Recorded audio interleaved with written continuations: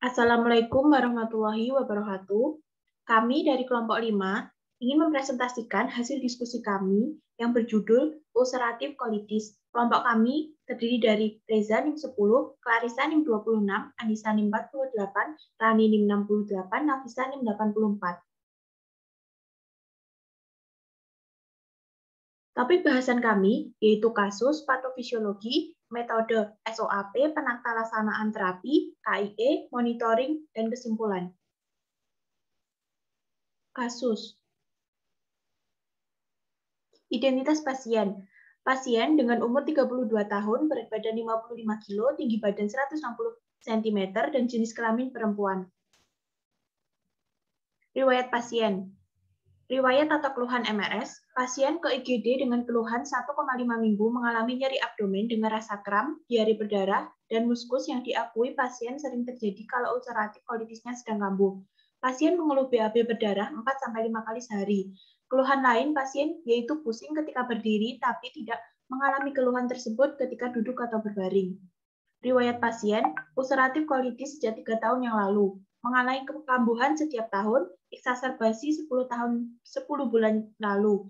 Ayah juga menderita ulcerative colitis.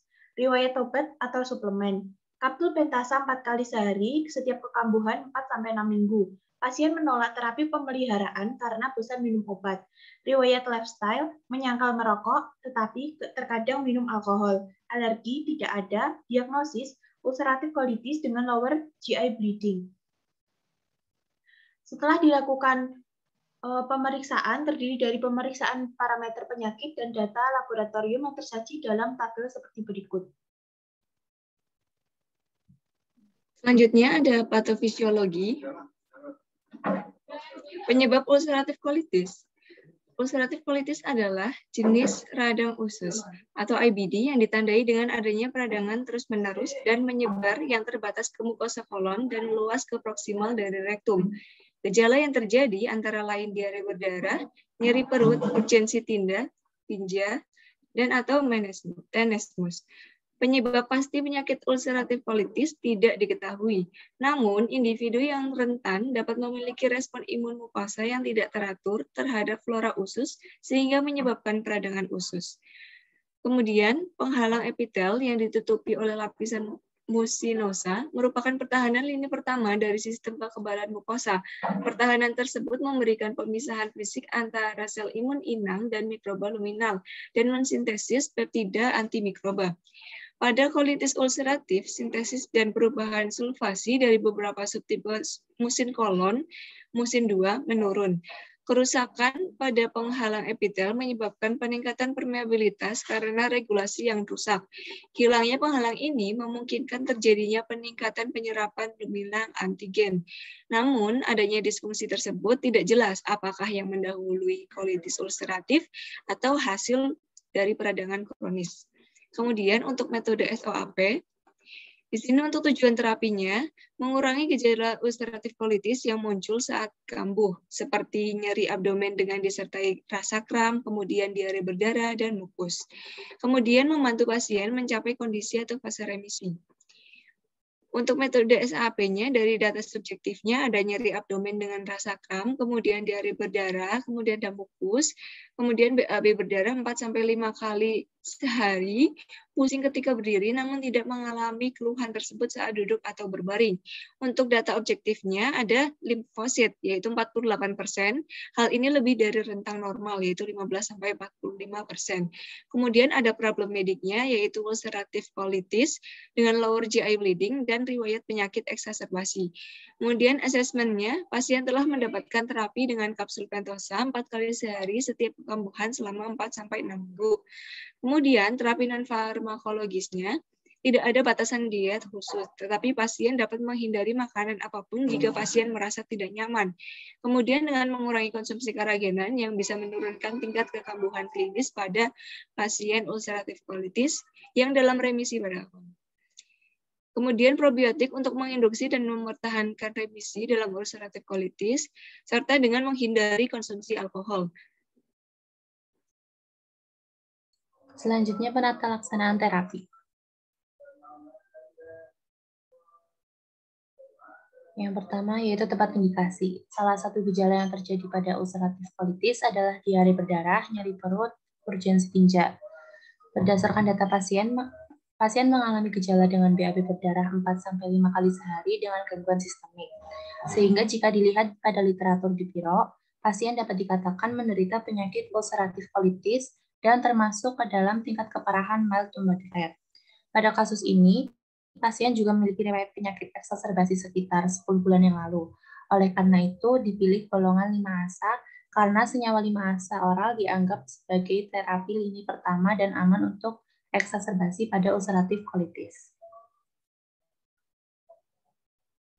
Selanjutnya, tepat obat. Berdasarkan pada data pasien mengalami gejala ulceratif colitis berupa BAB berdarah 4-5 kali sehari dengan gangguan sistemik. Dari gejala pasien dapat digolongkan pasien menderita ulceratif colitis dengan keparahan mild to moderate. Sehingga berdasarkan guideline yang tersedia pada slide, untuk ulceratif colitis dengan tingkat keparahan mild to moderate diobati dengan obat golongan 5-ASA. Dan dipilih dari golongan tersebut yaitu obat mesalamin dengan dosis 2,4 sampai 4,8 gram per hari dengan pemberian oral. Kemudian alasan dipilihnya golongan 5-ASA pada kasus ini yaitu karena pasien sekitar 10 bulan yang lalu ada riwayat penyakit eksaserbasi.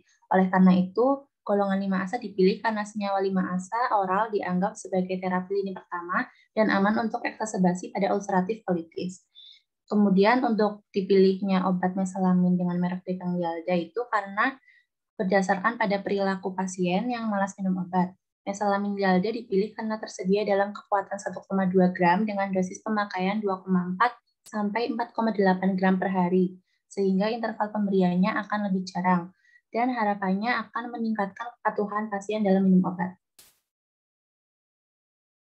Kemudian tepat pasien. Pasien menunjukkan ulceratif colitis dengan tingkat keparahan mild to moderate, sehingga dapat diberikan mesalamin oral dengan dosis 2,4 sampai 4,8 gram per hari. Pasien juga memiliki eksaserbasi, maka mesalamin oral cocok untuk digunakan pasien. Obat yang dipilih dibuat penggunaannya 1 kali sehari untuk meningkatkan kepatuhan pasien. Selain itu, pasien juga tidak mengalami kontraindikasi. Pasien juga mengalami kontraindikasi dengan obat mesalamin, yaitu tidak mengalami hipersensitivitas mesalamin, tidak memiliki gangguan renal yang berat, tidak memiliki gangguan hati berat. Kemudian untuk tepat dosis, cara, interval, dan lama pemberian. Pada pasien yang bersangkutan diberikan mesalamin tablet Lialda dosis 1,2 gram per tablet 1 kali sehari atau 24 jam sekali sebanyak 2 tablet. Lialda diberikan dalam jangka waktu 4-8 minggu sebelum beralih ke dosis pemeliharaan. Obat digunakan secara oral tanpa digerus dan digunakan bersama dengan makanan. Kemudian untuk waspada efek samping, ada efek samping berupa sindrom intoleransi dan reaksi hipersensitivitas. Sindrom intoleransi seperti kram, nyeri perut, diare berdarah, terkadang demam, sakit kepala, malais, pruritus, ruam, dan konjungtivis. Sedangkan untuk reaksi hipersensitivitas, ini diinduksi mesalamin bisa menyebabkan keterlibatan organ dalam seperti hepatitis, miokarditis, perikarditis, nefritis, kelainan hematologi, dan atau pneumonitis. Jika terjadi efek samping ini, segera dihentikan penggunaan obat. Kemudian ada juga efek samping yang sering terjadi, seperti nyeri perut, konstipasi, eruktasi atau sendawa, sakit kepala, dan faringitis. Untuk selanjutnya ada KIE atau komunikasi, informasi, dan edukasi. Untuk yang pertama, komunikasi kepada dokter yang merawat pasien dengan melaporkan bahwa kadar limfosit mencapai 48% melebihi kadar normal. Kemudian melakukan evaluasi laboratorium terkait pasien dengan ulceratif colitis.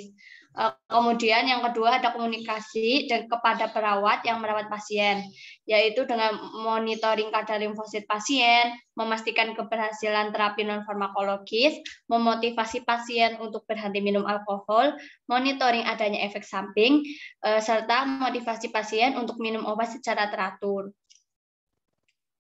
Yang ketiga ada komunikasi kepada pasien dan keluarga pasien. Ada untuk memberitahu bahwa obat mesalamin ini diminum sebanyak 1 kali sehari, sebanyak 2 tablet dalam sekali minum. Kemudian memberitahukan bahwa obat diminum dalam bentuk oral secara utuh tanpa dihancurkan.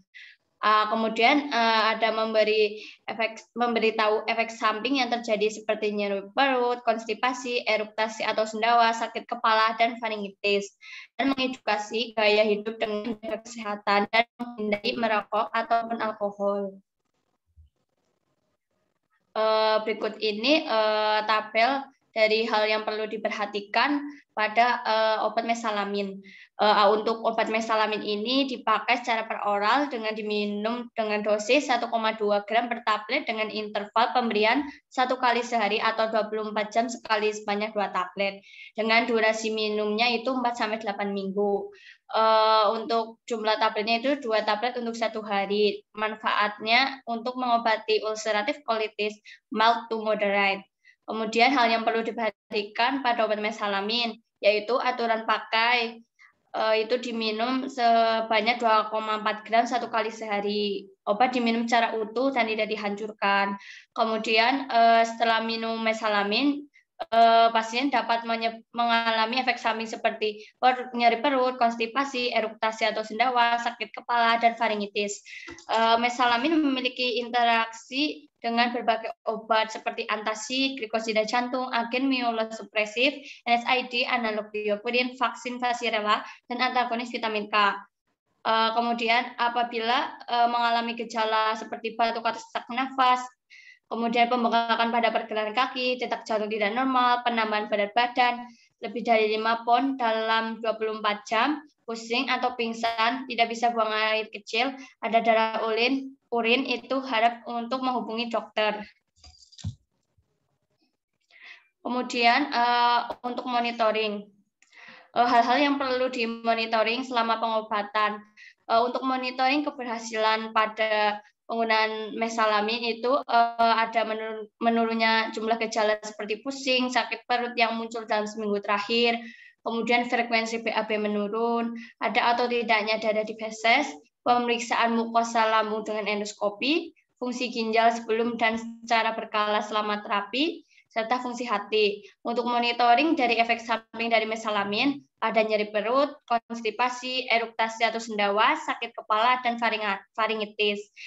Untuk target keberhasilan dari terapi ini, yaitu tidak ada keluhan terkait gejala seperti nyeri perut, berkurangnya mukus, kepatuhan pasien, tidak adanya darah ketika BAB, berkurangnya frekuensi BAB, serta limfositnya normal sesuai dalam rentang sebesar 15-45%. Selanjutnya kesimpulan. Problem medik sesuai diagnosa tersebut yaitu adanya ulcerative colitis dengan lower GI bleeding dan termasuk dalam kategori ulcerative colitis mild to moderate. Untuk penata laksanaan terapi farmakologis yaitu dengan pemberian mesalamin oral 2,4 sampai 4,8 mg per hari. Mesalamin dapat dikonsumsi 1 kali sehari 2 tablet dalam jangka waktu 4 sampai 8 minggu sebelum beralih ke dosis pemeliharaan dengan menelan seluruh tablet tanpa digerus dan diberikan bersama dengan makan. Berikut daftar referensi yang kami gunakan. Terima kasih. Sekian dari presentasi dari kelompok kami. Mohon maaf apabila masih ada kekurangan. Wassalamualaikum warahmatullahi wabarakatuh.